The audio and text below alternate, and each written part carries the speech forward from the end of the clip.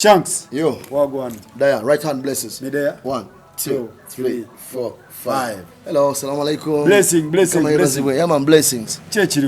We give thanks to Shali Balamu. Yeah. Jetuitu weleza work.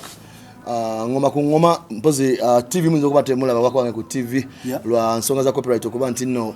engoma zikubwa naye nga ate n'abantu entertaininga naffe kenyini abatandika zi radio station mu Uganda. Yeah. Tulabika nti tetusasulwa in return, so basically obunsanga ku YouTube channel yange ya Shanks VVD apparently. YouTube channel ebajita bate Shanks VVD. Shanks VVD. Okay. Shanks VVD balani balamusizo bankulamusizo omulabi ali ku channel eno. Shanks VVD mba muyimbi. Nyimba chika cha music wa reggae and dancehall. Music ali contemporary ne music ali gospel. Ebisinga ne music wa battle wa battle nga wa kuwangula stand, so nazo tuziyimba nyimba bweziti obebikanga ebyo. So nsanyiso okubera wanonga oli mugange ndi muyimbi ndi munyoro omuganda mba munyoro atuoki omubito baguma bayijukya ndugira bunyoro mu lukama bwa bunyoro abo ihanga lya isenyowe kandi nduga mu Buganda abo ihanga lya nyanyowe, so wane Buganda mbera bukojja then ate bunyoro mbera butata ebuzalirano. Shanks ya somako ya Shanks VVD ya soma ku vira danesa soma nasare chewunyisa olwensongezi mu bendala banzala nga ndi baby 2 weeks ne bantu wale bunyoro banzali ya Buganda wali nsambya 2 weeks ne bantu wala ebunyoro nga kitange doctor nali ngenda kufa ku bakadde bange mbalekende baganda bange abakulu abali bansingako nte lyange yagenda ndifuna obuzibu olulira, so nempita mu bulumi okuva nga ndi baby 2 weeks paka myaka 7 buli yawonera naye nga naberanga n'omukundi munene naye kati mukama yanyamba buli lokula ndigenda nga lyesika bweliti nempona era ndi bulumi kyebaliza bajjajja bange abawo mulajja. Shanks yasomera wa primary natandikira P1 nursery jajjange yali asomesa P1 era kuva primary school. Jajja omukyala azala kitange yali azala omukyala nyai ku Constance mukama akumiza mirembe nti yali asomesa primary education yanyamba okutandika nursery, so nursery wanyinza gamba nagisomera waka. So nasomera Kizibu primary school mu P1 when natandika then nenva nenzija mu Kampala ne bankomya nga nkuze bankomya ibo mama bwe bukojja ne soma mu P2 nenzija natandika mu P2 bali bagita na Kivubo airborne ngenyanye na Kivubo blue nena Kivubo settlement ezali satu mwaka kyogo otwogera ku kinana mu ebiri. Okay, so that way ne bazija mu somero eri adde ne baganda bange abala batano bateka mu St Joseph's Nabingo primary school. Oli wa Nabingo? Yeah, St Joseph Nabingo primary school bamwambala blue. Va ku ya St Mary's bali abamubiru naye abakizito. Okay, so awo nemva wa obi wange mwenna amasomero gejogera ko mubere kwa alati kwa alali ozo kuba basomero katoma ndi VVD obiwo, so VVD obiwo Nabingo ole wa blue wa blue ya St Joseph. Yeah, so je nasomera ne batukuba imboke za bakatoliki gwe sapuli mijiji sacramento watu ansoma nainga mama yali omukatoliki tata nga Protestant, so we resist and protest against evil in nabo ngeri jabazemu. So that way na tena oluvanyuma katuchayogera kubya somo tunayogera kubya madini naye tujja kujja kweyo ango wasoma ne bani awo betula bako mu industry. Eddie omumanyi yali class ahead of me. Eddie yali class ahead of me nga ali ne sister wange Elizabeth Mbabas mama wa Toto Zara Toto mami we mukulu wange yali mu class yemu ne Eddie Sendi kyogeza ko tegeza nti Sendi mukulu ansinga ko class yemu kati right now ndi 47 kati sister wange ali 48 bwenzera ko mama wa Toto ali 48, so kiba kitegeza ne Eddie Sendi ali mu age range yemu bwete omubi oba yasoma ali muto yagamba muto baba muto kale yasoma ne mukulu wange yagamba muto muto gwe myaka bobera ne myaka 8 obera muto yizo kuba yasoma muto Eddie kula bulungi iya ndi annungi mwenna mukula bulungi Eddie ayina sente katawanda Eddie ayina Eddie Sendi kwagala dage kupigiza up on me. Eddie yasoma ne mama Toto iya mu class yemu nze ngandi wansi wabe, so Nabingo nenvayo 86 nga ontalo si 82 jukira oli ku na Kivubo air nafude awo 82 mvayo ngenda Nabingo St Joseph ndi yanga naye sirutalo awo inara ebikite tebanalumba nenga je bali mu kampo, so tusoma we tufubutuka yombo ngomba abasebo babo aba NRA basazeko nga kati abazinga beralikira jukira abazinga babera mbale fetuduka tudda Kibuli wali muzigeto zewa fe mbajjaja bafa bazala mama wa wamugenzi utera babigala ozo nazo nezo kabalagala yaffe. So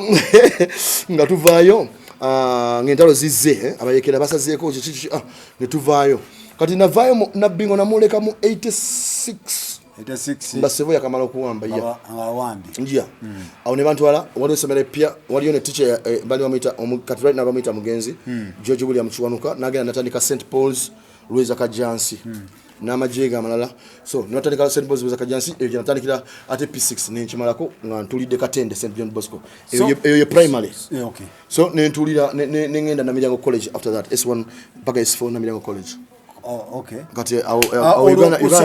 kusomero ngoyimba nga toyimba nga byonna mbikola nsamba kapiira nga nsoma gwe mulamu gwantwala nsambirayo mupiira mu school team mwendi church choir mwendi school choir mwendi buli kimu nga nkikola kikolagana entertainment ne music sendi bino byogera bimanyi but so very okay kakati wamwe mama yali omuyimbi tato yali omuyimbi jajanga omukyala azaala tatange jajanga omukyala azaala tata wange yali omuyimbi mu church wa muchachi ne school choir ku somero mu primary bufuka buto ngayimba so yatwalanga mu church nga ninkerembe ngene wayimberi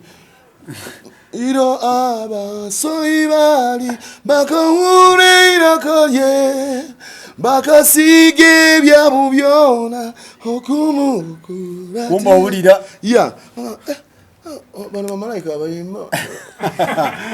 ati kwimba kanga kwanga okay Shanks ojaddi mu music au 1992 ngavude na Namiryango jukira S4 Sajimalako totange ya Valentine's Day 1992 nga ndi mu S4 first term ngana kagenda bwente mu S4 so S4 era sajisoma basically so lagamba ndakoma mu S4 najisoma no najisoma mundo za mwezi gumu kati chiringa chibera chinkuba kati school fees second term egenda kudako tugenda sasula tutya omukadde mama ting byakweyiya kubanga mukyala wa waka kati omusajja amugenze ko amuleke dabana 10 bonna bali mu masomero okay so nze ningamba kati manye bitabo kanso nina talent nina waka nze Mr Ngoze Mr Interhouse nchikuba kuva miaka 3 minamba consecutively nze the best dancer in Namiryango College nyingira Kampala street sanga barapara ba DJ Berry barastara obu barastara obu amsanga so yali MC mu SM Sounds then walinga yo DJ Berry mu soul disco ba DJ Honeybee mu kwaya ba DJ Chazo MC Isaac oba jazz MC right now wali US achali mulamu kama mulungi then aona tuli mu chikuba nga freestyling rap people ngabate ba Thunderbeat crew muri Patrick ali living right now living legend Patrick ali mu media na ya akola documentaries na chine videos twina ne projects stambula na ye right now so abona bali mu industry then kati bwenzija ku senior hip hop nga ensi yo na Uganda kuba hip hop ninde banga ngabatika into rap competitions walo guy ya singalum unakule ya singa wengine aba fans bagamba abia bali bangala mpita tu muri ku deviate atuzikuba guild canteen tuzikuba Makerere University Hall campus buli wamu bagenda ba stake house zili seasonal kumbe uli mwezi nganabo ba promoter mwe bafunira chi amaja adefe batuwa buwizi certificate te wali kututemera amaja so nenkabuka nengamba no hip hop tali muchi tali mu sente nempeta kati obsere kati 92 tuingira 93 waje ba artists ngaba Shaba Ranks ba Jamaica Chakadima and Players ba Buju baba stinga ku scene Uganda teri yawe ya chichi global music industry chetamule ko bamanyi ba Bobby Brown ba MC Hammer so nengamba uli abantu bagaye reggae no bawuliriza nemba uliriza ba Shaba Ranks au node I adopted nengamba kati can switching from what from rap to raga yabali mtanga raga kati upgrading into dance picking ani kwabo waliwo Shaba Ranks Chakadema and Players beso kerako ne Buju oluvanyuma ne Shaggy ajja oluvanyuma Shaggy ajja 93 after Iraq war banga yali majewa wa America kati au ne adopting ne switching ne switching ngambo manyi kati hip hop kamuleke kati ne crafting erinya yange ngende kwa upgrading namu ogenda serious commercial nenziriya the first 3 letters of Shaba Ranks SHA ne last 3 letters of NKS area ranks ndikola mwelinya limu Shanks so nenga gata kati ya vivid nengena mu dictionary ikintu cyo kigamba kisomesa ke Namiryango nenga kigamba vivid nengena mu library vivid kitegeza chi the sharpness ekintu kino kyo sabda nunga onina kama vivid link chimanyi katono na but so nenga malogolo ya Shanks nenga Shanks vivid nga chija vivid diva mchigambo vivid na ine extending akoso since na lead dancer very incisive very interesting an excellent dancer nengo linya vivid that was only Shanks vivid so malo kuingira 1992 question identity when did you become a commercial artist so 1992 joining a group jebaita oba band jebaita Big 5 band Big 5 eyo mugenzi Tony Sengo mugenzi Tony Sengo yava mu Afrigo Band n'abeera ng'aline omusajja gwe bayita Ekodele de la Congo yali evayo mu north somewhere so naye kati is passed on n'abeera ne John Bosco Mayiga n'abeera ne Godfrey Luburwa brother we then n'abeera ne Juliet Sesanga be bose batano Sengo John Bosco Mayiga Godfrey Luburwa Ekodele de la Congo ne Juliet Sesanga ye mukyalo omu yekaaliko kati newajjawo generation eyo freestyling neyo band buli gye bakubye ebivulu by'ekiro nga ngenda nga bantemerayo gwe najja karenti kanga kasooka n'okufuna omutabani wange asooka so bwe nagenda mu eyo band ngenda okulaba nga mulimu guy mulala bamuyita right now bamuyita Segaro Robert Segaro nga teka yeyanga kubali ba Big Five mu myaka then nensangayo ne Steve Jean Fenon boss ya ne musangeyo nensangayo n'omulala mukyala bamuyita Ruth Sesanga right now ali London ndoza beba bayanga ne Brenda Nanyonjo right now we are heading a Miss Uganda. Brenda Nanyonjo naye muyimbi so Brenda yali muyimbi yeah so kati moyo camp mba tupa tuli asinga ku Lions Hotel Sheraton Kampala then omuzee eri wamala najja nansanga nga ndi mukikuba ne eri wamala already nga ali mu system akuba oba beba jajja ba system omugezi eri wamala bakamba mu muze mirembe omuzee eri shama wamala so eri akusanga kwa asanga ku Sheraton nga ndi asinga ne Big Five bali mu kumpitira mu rhythm ting na kuri asos nagamba ono mutabani mwagadde njagala ajje ku kivulu kyange kubanga yabeerayo ne annual performances for National Theatre excuse me njagala ajje anga ayogera no na mzee Tony Sengo mungeri bwetu ali mu kunsaba to be a part of that njagala ajje akole eyo style jakola ya rap ne raga ku shows abere part of the events zibera ko monthly ku National Theatre in that abazadde bazina abana babwe ku show tubabera na board nti ngono mami ne daddy ngabakadde sibitegeera so ngabachamula nganze nchamula bayanga so that way ngenda kati olontandika okupikinga mbanko bane Big Five ku Paris mama kamino nje yajanga nga mfuwanga Paris Club Paris yali wandegea yali wandegea by then nga wabere akavulu Friday night nenga kamino mama kamino navano kawempe kumpi nasala naje wandegea mu mfeno nga yavadanga mudigize mama kamino big fan of music atede mu music supporting music wa Uganda so kate wenagenda okukyala kwa Kamilio ne musanga nga mami ninga kumanyi nga Kamilio natuteyo kuntolisika family ye ninga kumanyi nga maje yanaanze kazikizeyo Paris eyo nga tuvuddeyo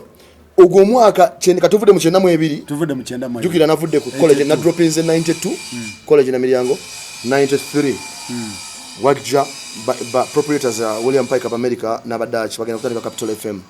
so oyo mdacha abera kwezo tuwaze zimuera ku Paris wandegea ansangayo agamba njagala style njagala dobozi yo omanyo kuwakinga mixer nga zendi DJ club ting feba angenoa fetu tuliko gaya ngamba jangu tukwagala jangu tuku auditioning ebi chitu like ono kati Hube Girls ye programs director wa Capital then muzungu we Netherlands mdacha na ikati ali mu North area Glow radio station ye Capital ya Jivambi so bangamba jangu rasta tukugezese dobozi tujakade osobola kubera radio presenter wali kozeka ku radio nemugamba but nemubuza chichi radio ekwata kuchi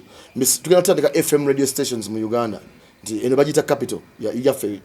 okay tugenda kwa tukola chi tukuba music ino MC ngabuli je ngambe tubikola buli jomo club naye je mini mu yafe ebyo bya fe system tugende na ntwala tuba Capital eyo 93 kati jukira wano 92 zije nchikuba ndi mu Kizimba nange sinagumira ne gwanga teri namanya ne kati bagenda kunteka kumpewo millions oli ali wakanga kola chi ngawulira awulira mukuba ngoma ne ngamba tugende olwana audition onakule bankola yako audition awe wenyini wenafunira no mulimo nga wali okuba mukama yabeera akola sibyange so tuchibaliza mukama kati 92 nafulumiza oluyimba ne album eya Common Man kati 93 au 92 wona tuzimba 93 sanga omukulu Pastor Peter Sematimba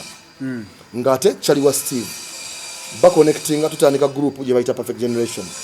bo bagitandika dukanze walinda kati Steve Jean era yako lulimba lange Common Man mu computer nga mu Uganda Steve Jean ye ka omukulu oyo yamanyi baita computer programming mu music nga akuba Common Man hit negenda chena mwesatu batandika Perfect Generation jukira Steve akole ebyo naye tena yayimba so nkube nakavuna yakuba tu lisika twaita urban music mu Uganda tumucrossinga okuva mukibaita urban music tumucrossinga okuva mukadongo kamu kati tukuba nga tuyima mu Luganda ndino mu America engoma muzinya okay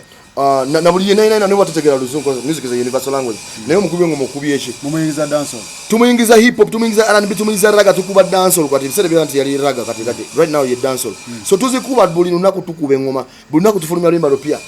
Sematimba College course ne omugezi Robert Bashabe batandika Perfect Generation Perfect Generation baba wandika olimba kwa kokolo memuli omukuru Simon Bess Kalema Kalema so right now actor mumanyi abade ko mu Ebonizi ali mundoza mu Fun Factory right now abo nago maje so twakolo limba nga Simon Kalema ye lead singer oluka kokolo so kati nze bandeta munga blender nkuba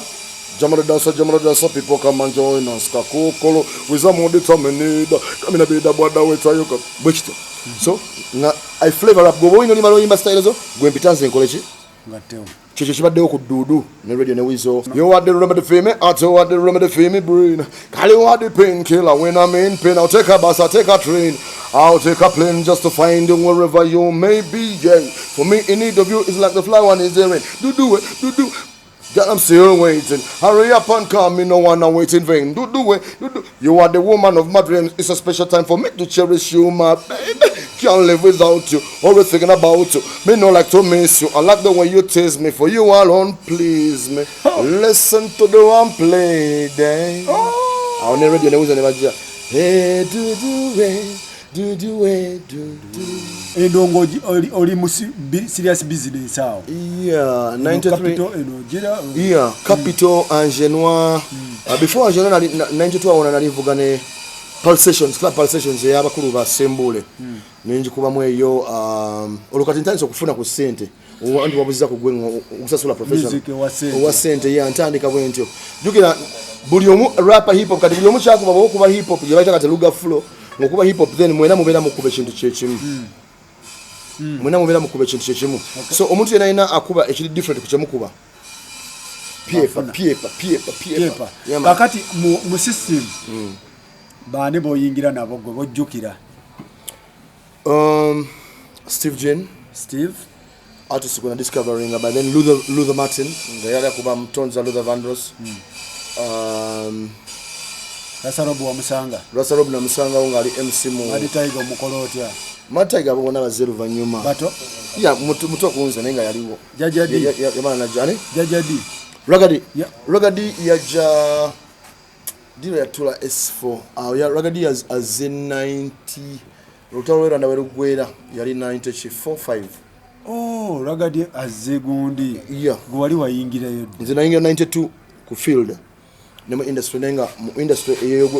eyoguyingira okusasula Ragadi nzekenyinza na mu recommendation watandikira funa echina transport echina dako bona bazero vanyuma yeah so gwelonza Ragadi watulya senior 4 awo amala muvaka ye wajira ne tumuli commendinga na ingira system bwechiti okufuna omulimu gwo gusoka as an MC mu Angenois so ngamba boss wafe omukuru Charlie Bega nti tata ono omukuru ayagala chikubamu naye engeri jandi badenga kuba mpulya flowing anyenyo muzo Luganda jasinga kuba so to blending a corporate audience yafe wenkubira mu luzungu nga yakuba mu Luganda as partners so muteke kuba MC naye achibere mu that way na chibera mu ya Chameleon ono mpulya gwe yamuleta Chameleon twasinkana waliwo enfo ibajita yali club nayo club ecstasy chenda mukaga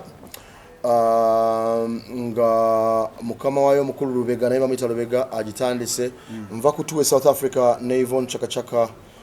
Swaziland tours zonna waliwo promoter yaleta Maxi Priest bamwita Baguma tours zali zichagena mu maaso bankubide semu rasta tukwetaaga bichi tulina amajago jango supporting Maxi Priest wana Uganda Christmas Explosion 1996 wali South Africa yeah never Yvonne yeah wakubanga na Yvonne yeah Yvonne chaka yeah era yampita kutua zezo so kati mbande kutua lena nefune simu kuva eli promoter yo mwami Baguma nampita nti ampade deal yachi yo categories ngoba supporting Maxi Priest mu times ezimu omwami Kananura yali financial controller wa Capital FM na yankubira angamba nti anfunde deal nzije nsomese amaje oba team egenda okutandika VOT Voice of Toro radio yo ba kama ba Toro nzijemba training omumali ya Kiki Romeo babuka abona so nenzija that way nenkoma wa Uganda kati bwemba ndi awate no oli mukulu Lubega wa Ecstasy na mpachi deal nti rasta njagala nkupaze anje no jivemo jobere MC wange so nengamba bobo osula edene bino paper so Chali no muleka. Chali ne muleka ningenda nensanga ntukeyo nga Chameleone DJ na MC we mu club. Au ecstasy banda yeah. Au twatandikira relationship. Chameleone yali akubira ko ecstasy. Nga DJ. Nga DJ ate MC yeah. Artist ebiseera ebyo alina okubanga omanyoko yeah omuzinda ogumanya oba MC okoka ngokoka sina not just MC sibuli omuntu asobola okubeera MC no okubeera ko ne waka akoka abamu babate bamanyi koka nenga mukumanyira nti busambira ku MC mbera mu system environment exposure towards sound nawe kenyini awo utandikira bwe kitabo kitandika so ogende banda ku ecstasy osanga Chameleone nga DJ yeah DJ MC so kamina ngamba rasta ozozijukira ngamba ntichi tojuka wali anje no ting ting ting yetwesanga somewhere nakamba rasta nyanga kubonga ko nje awutwatandika nemka negwe ngola bikanga yanga ochali mu myaka ja kusoma lwachi togena maso ne kitabo nakamba rasta nyanga nzijira la chikuba ting ting ting nate nokusoma namazena to the senior 6 ding ding ding saka ebuka what does he yake Kamili alimwemeka 96 ngamba Kamili yenga zinali 23 nga Kamili alimwemeka gogamba de yaso kati gwe bala wao alaika yalinga 19 ndoza ngani amuwa DJ ku 19 mwana musajja omukulu abera mukulu ku 18 okay so basically nzinga ndaba muto nemuga katumanyi ntwale wabazeyibo otyo ntwale wabazaddebo bwe bakukkiriza byongamba uyinza okubanga obingamba bano bene bayinza okunkwata ne baganze nnyo n'abaana b'abantu nti ono yatuyayulisiza omwana yafuuse muyaye so tugenda ntwale wabazadde kyena mugamba so nansitula nantwala wa ekawempe mbazadde be nendaba daddi we nendaba ne mami we omukulu omwami Mayanja ne mukyala Mayanja nembaliramu nembagamba nziza okukyala wano naye ensonga eziriwo omukulu ono alina kyagamba nyonyola bazadde bo kyongamba so nemuteekayo nemugamba buno mumulye nyonyola bazadde bo byobadde n'abanyonyola bulungi Mayanja atandika so ebisigadde is history nekitandika okubaluka olwo muzeeyi akkiriza oba yasooka sikamu basooka kukitesamu nga family nebagamba jatuddira ku ekyo tekyali awo obvious awo naawo ng'abantu abakulu bumanyi batula ne bateesa nga family naki nziwa Chameleone nga ngendayo nga tunyumya so mami we lumu nga atula nga ngamba nti yatukyogeddemu ne daddi nga family ndowooza n'omukulu Chameleone asazeewo kyayagala okukola so ne mugamba kale ajje nsina somero nti nsomesa bayimbi naki naye tugenda kikuba mu ngeri gyekikubamu kutambula gwe bola nti swani emmere yiyo tugenda kulya tandika okulya tulya kigambo meketa mtambuza mwana njira mpuba ne mpuba yiyo training training ogikolera ku mulimu so already ali mu industry is a DJ already chatani said so that's how there's nothing different exercise ekubayo kwanjanwa so environment kuteka kumpi ne Chameleone mutandika tutandika kyokola Chameleone kyakola bwekyekyo then oluvaawo tugenze mu recording tumaze okato okibalulanga wano nkoze shows za solos fairway appearances za big artists ba Shaggy ba Surprise ba Lucky Dube buli omu mutwala ku exposure abatabazi tutabala bwetu tugende tuluba tutegeza Chameleone tewali wotamutwala tewali abera ku yard wano abera nange tubera fenna bwe chitukubira nanga manyagala kuddayo kanyagala gena chusa nga muvuga nga mutwala muroka yange nga mutwala wenga chusa nga bajengo ize nga tuddayo ko lutabala twabira nga Chameleone full time buluna kungabo Luganda ngabo munjwemu bwe chito Chameleone talent ye wajisikirawo oba engeri gye yali ayagala ekintu wagamba akankutwale tugende olaba artist bana soko leta bamita Menton Summer biamenti yafa nze wembera njagala mbere ne artist kati waliwo artist omulala gwenina bamita why Atabanton ata mumanyi kati ata ye artist gwenzizako after Chameleone kwa Chameleone kati yaddako mu ngeri bya politics naki kibategeza buli kye weyongerako pairo ya concentration kwekyo bwino gichiwa eyo mukuru ogote gubadde mubi ku Menton yali wamanyi Menton sama bwe muleta yali akuba buju kasobera mu ne kikowe ekyo nti eyange eri Shaggy Shakademas turning around then no jamwe yange nti eno mujamaica bana bampulya nga nkuba yakubye mu Shaggy kati awokiba kiku internationalizing music wo kati sama yali akuba buju olulukowa Chameleone lo mulimu atalo mulimu nti bwe mmukuba wade mukuba mwe namukuba muri ba toasters wano chiwa opportunity eraga variety sinti ate mwe namukuba chechimu kiba china Chameleone alimawe chiroboze Chameleone alinamu olulubuju era nayo mulimu nebo tubanga tugamba nti katukube covers wana Uganda Chameleone ata baletezo ezo kuwaza buju nina collabos eziwera ne ata nyingi eziwalweze nyimba zenga ye am featuring then kati walo no recently ya wininze Mema Awards 2020 31st December Museveni Music Election Awards collab na jikoze ne ata you know so yeah so Chameleone wa muzula no mulaba nti talent mweri talent mweri you identify as any talent developer ata identify talent waliwo nolinga nabo bangasimu imene ngo uli edobozi toning ye ona solo kola ku radio ni dobozi no solo kola mu kifo wechiti nolaba kana katoka baby kali yako yanga kazi nazi no muntu kana kasa olokuba ka dancer you just nature the talent ochukula no mulaga artistic direction chiraba kati for example nze sibe nawo kati ndi kuriaso ya vocals kubanga nzize kiri munze all the time banga linalo maze kati experience yonti omuntu jako mala kintu nga achikola overtime then that's what you become okay chechi kutwale wagenda bungereza wagenda mu America nagenda bungereza England chechi kutwala oleka Chameleone ayimiridde nagenda Chameleone namuta 1999 oluvanyuma lomusinkana 90 tugameni kada musinkana ya 96 ye banda 96 so bala 96 97 98 99 2000 no muta for 4 years ngambade mugera bulinaku so before nga sinna muta wanaona mutine miaka jituze tujja mutwala mu studio tukola collabos akola nyimba ze featuring ku album ze kati album ye yasokera dalanga Chameleone album yali Bagea twajikolera Kenya neba ogopa DJs nali wano ngankubira rasta nsala ko ndina chichi rasta uliwa ngobuze chichi ndi Kenya ne bilale ebyafa bile toli nani yakola chi ting ting ring ding ding mwana jangu sala no lumba ngenda Kenya ngenda Kenya naye awa 98 tulikutua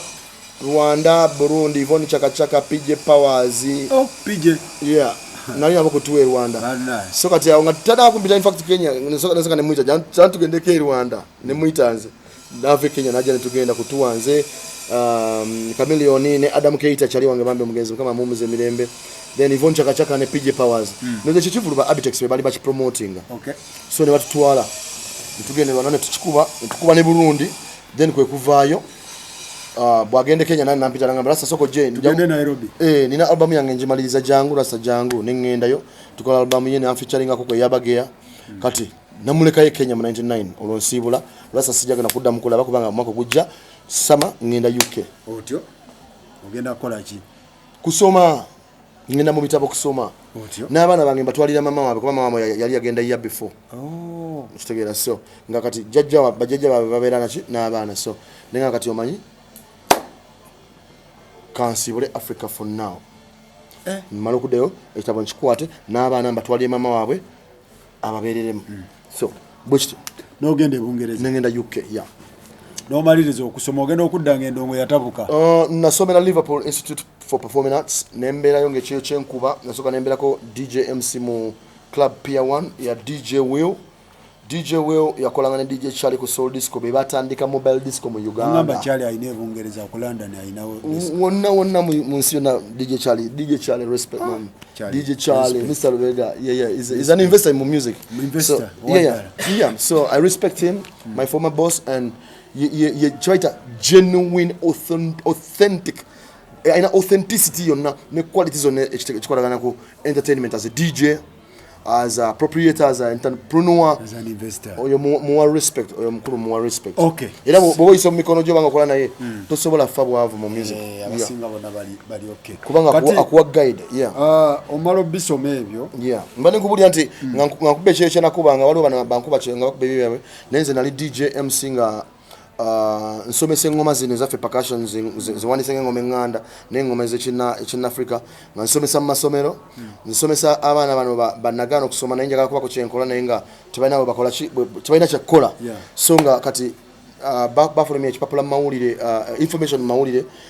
ngeri yakalango nga gamba nti no abandyagadde grants nga muli out there mulina skills zemusobola okupassinga on to others tulina grants mu Liverpool City Council twagala mu applying oba namba yino ya State Council mukube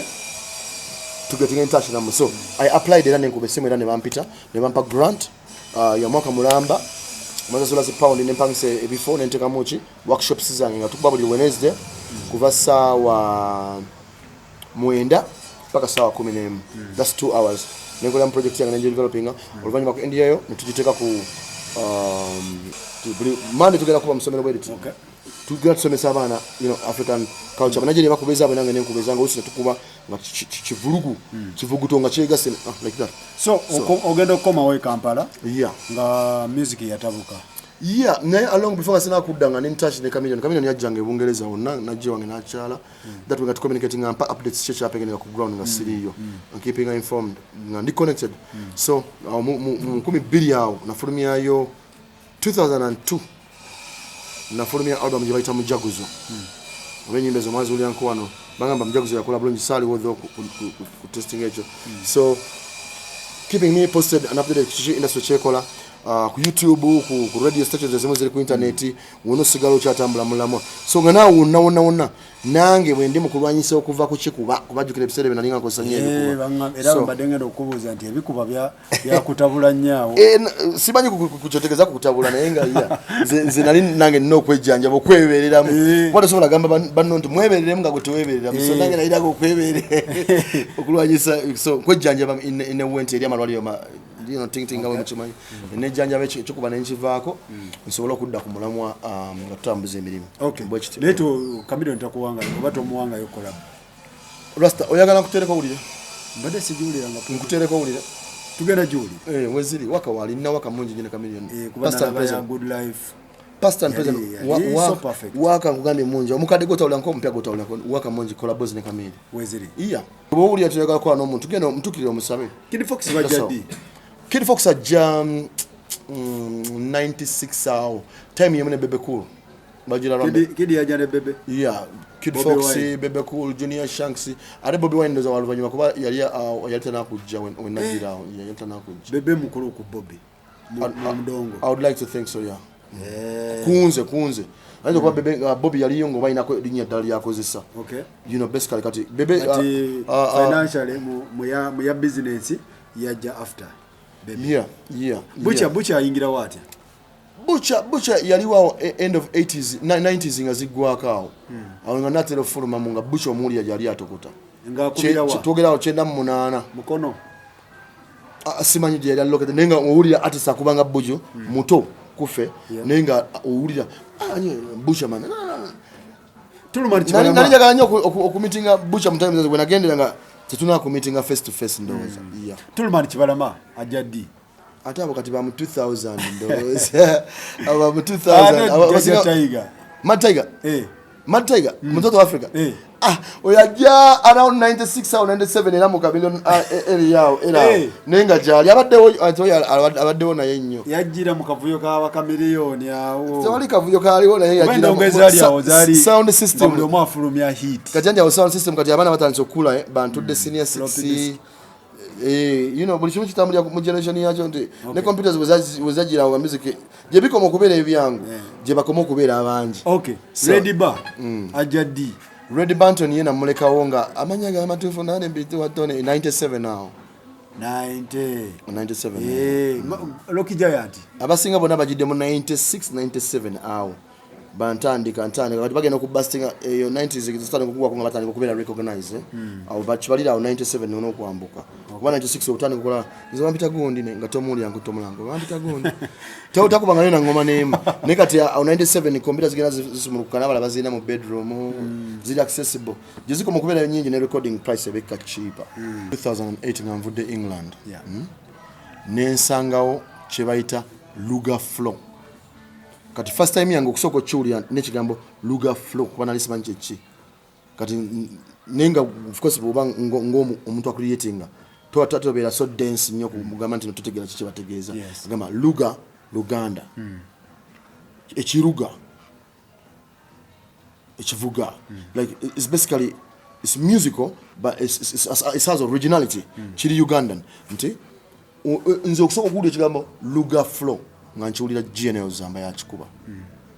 kubanga buli omu osobola okubeera nga oli gy'oli then wabeerayo oli ali smarter mu approach y'ekintu always the first cut is the deepest nti oli baba yakusookawo oba gwe basoose okuwulirawo oyo ajja kitwala nti ye yasookawo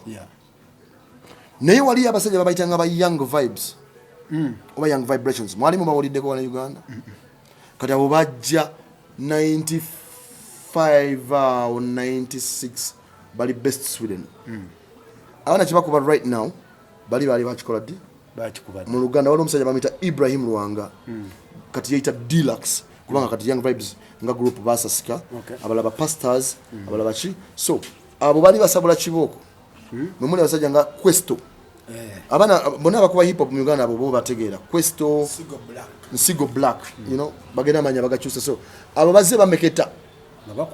bazze bameketa kuva 94 95 awona bameketa nze kenyina nalimba tegekedde ekivulwa ne kyatuwa kuva Sweden abala bava Sweden bali London kati media okubeera nti yo efa kwekyo ekyo kibalina waawo ne batakola connection na bannayuganda banafa bali ku mawanga kine engeri gituzaamu emabega nti nange we nagendera nenduzinga connection nti singa tiyali Kamili gwe naleka ensigo nteddewo nga newe namuletera newe namuletera abasajja ba promoter ogeza abaliwo ebiseera biringa bakadongo kamu ne bayinga ne abane banonga musajja Abitex simuvumirira nengamba nti singa saletera Chameleone eri Abitex nemugamba nti Abitex olabo no mwana gwendese nti bamuyita nti Chameleone nangamba gushaka zoboko kuyimba tuletera abo bana abo nga ba Chameleone yo comment sola jera bila bulambo abona ate sijikoze santi I'm attacking Abitex over offensively but we are talking in reality so oluvanyuma tusigala tubonga na Abitex tubonga yatwalwa Abitex yagamba Shanks boboko yo kuyimba totuletera abo bana abo ba Chameleone nemugamba tata abana tuzala bazale ate nechokubiri sisobola kuva mu ngatto zange nenkwetera omuntu nemukurecommending industry oba musingi buli omu jagenda natulako ne banywa kutuzi buli omu ali bibye mundeke ndi byange era baziyimba so waberawo okubeera nti no gwe oba oli mu kifaananyi kiti ninawo kenina amagye ne gajja ne gakusalako ntasa tuwe ka studio tukube akagoma kamu tugende tufune kugokunywa nga rasto oyina ebintu oyina tools oyina ebikola byonna abaana n'ogaana obba waaki naawe oba tofuna mikisa naye singa wabeerawo oluzi entegeka wano tuzi banywawo wano webateekera webakumira ekyoto ekikuma eŋŋoma ekibugumya eŋŋoma omwana najja ye studio omwana najja natandikawo oluyimba lwe n'agenda nayeeya copyright naye bagamba nti radio bwenekuba atemerwe TV atemerwe nitwesindika mu ngeri ngeyo bwete naye kati bali olina beera nga alina akantu naye nga kalibu ati asikata oyo tagenda kuyitawo lwasita obukoddo buva moto y'eggwanga Uganda egamba ku lwatonda n'ensi yange nga babikolebwa mu ggulu mu ssaala bikolebwe ne ku nsi so tetubeera nko mu ggulu kumanya bwe bikolebwayo naye kati kwekola kyokola ng'okikola ku lwa Mukama oba ku lw'omutonzi n'ensi yo kyekyo multiplication omutonzi bw'atonda ensi n'agiteekako omuntu nga mutonzi yamutonda mu kifaananyi kye lwaki olowooza yantonda nawe nakutonda n'ateekawo neteeka nti yagala muliwa nawo nga bwe weyagala wekka kiba kitegeeza spread the love yagwawo mu industry simanyi nze sibeera nnyo mu street eyo ng'olaba otyo owulira ntera nnyo okugoberera engombe ya mbeera byange nga nkola engoma zange ziteeka ku media kubanga n'abagamba nti batambuza amateeka aga copyright engoma zange ku media bwe zibeerayo n'okuba engoma mwaka ku mwaka nga tebazza nti royalties bakinkolako olwo 2017 nga nfulumiza kisambi ky'enkoko n'edduudu ng'atambudde ze nyimba bbiri ze nalindidde ku ssente eyange oba gye bagambye nti no evudde mu UPRS oba evudde mu ba copyright collectors abazanya abacollectinga on behalf of artists kuva mu media kati kugamba kuva 2017 paka 2025 mbadde sifulumya ngoma radio ne TV tezikuba nyimba zange so that way kitegeeza nti no ekitongole ekyetaagisibwa okubeereramu abayimbi mu ggwanga lyonna kyetaagisibwa focus negifuuka ensonga ekyo nkikubulya nga nze eyava time eyo nti vudde England kiki kyensanze ku ground kiki happening that way nenkiraba bwe ntyo so bw'ogamba nti ate radio yabastinga akaggi radio yatuuka ku level y'abasajja bano rasa nti yabastinga akaggi ka BBC n'akayitamu n'ayingira munda awo kisategeera kiba kitegeeza nti yo informing me nti ontegeeza nti waliwo ekisenge kyali kizimbiddwa by the BBC team nti teri mulala alina kuvaayo be bokka balina okufuuka ensonga kyekitegeeza by the way nandegadde okuinforminga oyo akimanyi mu ngeri bwetyo nti tekirina kuba bwe kityo bw'oba badde okimanyi bwotyo nga bw'olowooza then tekirina kubeera bwekyo kirina kubeera nze nkirya n'oli akirya nawe nkirya reality rasta Shanks bwe nzija wano sound system nenchi busting wano goza fetu genda kubera nga tuwulira wano feka nabeli bone ngome genda kubeba kwatako kati lwacho ngano kube ngoma abala bajiwulire lwacho zibikirira abala so ekyo kibi kicham twaliwo menzano laba music one bokola hit emu ne webaka waliwo agenda okube emwe genda kwerabiza abalala bonna jiwakubye bwe kujira limba nga bondo gomanyinga mekabe do basagula at the time so 94 so basically kati watu zijikiro limbo lo manyo yali kiboko so toberawo ngoli artist oli out there until na hit na kuba hit era no living like that old glory tekola wakali existent ngabo abantu bazadde omwana ompya leero encha bagenda zala engoma yetaga buli lunaku ngopikirira over time so you can't say in your covenant zone na chikuba nenchi mala kweli kati bwa chikuba no chimala then retiring ekisemba so that way icha tokuba ngoma ate no zibikiza bala na wulira wenajira walingayo ba artist abasasula media oba system tozanya luyimba lwono obayagala za mwezi oyo making sure title kati ekyo kintu ngeekyo eyo selfishness and greed evawa you don't do that is bad tebyaliwo kati kyekivudanga mantino kyetaga industry eri organized ntino omukutu ogusumulula oba gutagase ngoma bagizimbira wali bali ba distributor bagitwala ntingale gwanga lyonna likimanyi kiri open tuita mu system si bino bya ngwasa kwata yoro no 10 jira oyo tomukuba no organize system nti ne media yini TV owner a radio station owner ogamba bali bateruyise wali mu system eri ujja kunsuwenga ntitwazanya oluyimba naye wali kibeera programmed nga kichavudde yonna ensulo yeganga nga enalongo na lubalo oli Victoria Nile way flowing and evidence yonna amazzi. That's how. Ekitali selfishness, ekitali greed, ekitali kyakwesibako wabula Uganda yonna wenywa otuzi. Institutionalization of the system. Obuyigirize nti buli muntu yandisanye abangulweko. Waggulu w'omumanyi wabeerayo ki? Mmanyi. Kati gwe ovudde mu buliri bwo okute tool ya communication otandise okubaluka. Byobaluka tomanyi nti babigenda kunyiiza abantu. Byobaluka tomanyi babigenda kussa obulamu bw'omuntu naye obaluka tool gy'omanyi microphone eringa mundu. Mu lubereberye nga mutoza tonda ensi kyali kigambo. Let there be light. Let there be darkness. So kati oli bw'anaasituka nga tabanguddwako yakubanga amanyi nti nze nnyo eddoboozi asobola okuyimbayimba biki then ne media nebikwata nayo netaliko bikuba kumpe okubanga bamulisiza nebyakuba nga tabimanyi tekayo nolima asasudde tekayo rasta why do that for? So abaana beetaaga osoma otendekebwa nti naffe omulaba tuyimba twalina ebitone naye ate nga twatendekwako. Googling a Liverpool institution for performing arts institution yani ya Sir Paul McCartney. Genda ku googlinga artist chimunsi asinga kubeera paid mu performances bajja kugamba Drake. Band most paid band out there Beatles nayenga bafa kati kwasigalawo babiri Ringo drummer wa Beatles ne Sir Paul McCartney headmaster wange ampa degree yange. Then Africa bagamba Wizkid. Abo bantu basatu googlinga ku Google bino sibya bulimba a reality.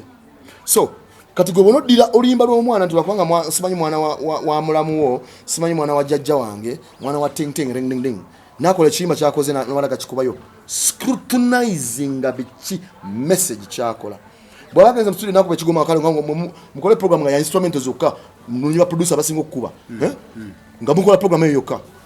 then eyo ngoma yenyini gyemukoze musobola gitona ne mugikola mu ssente tomalaga ku bantu akubanga oli yayimbye abaana mubatendeke mwebe kikwatako bapromota abaani abaana mubatendeke mubayigiriza lyrics baziwandiika batya tetuganya abasinga abamu tebasomyeko si kizibu kyabwe naye bakadde babandi badde school fees bafa kati omwana tabanguddwako media ne information olina okubeera nga oli mutendekekeko nti ogenda kwogera oba channel eyogere ebisibya bikusibye gwabikubye oba bisibye station yo bagigalewo mwegendereze abato abali ebe muyimba bana wemulamu wemuzabana okuwemula okuvuma oyagala kusomesa so kolako training y'obusomesa just oli muyimbi yo ine kyone kiyimba kolako kyone ky'obusomesa tulako ne pastor tulako ne sheikh yimba ko ku gospel yimba kintu ekirala kitali kyavumirira rasto jayitam uli olimba nga bondo bali buuzani abatayagala kola bano bagenze okubakedde bakute enkubi bagenze ku kibimba bagenze kulima bagenze kuba kidima gwosikade obale bagenda ku macha kubanga gwoli lezi oyagala kulya nnimire ogamba nemulade mumuleke mulade abalimu ina kumanyi nje tugende bagenda tulo noma ne tulime ne balime mmere yaabwe bakomawo kulya ekyemisana bakute ekiwogo kya bagenda vumbika kati gwe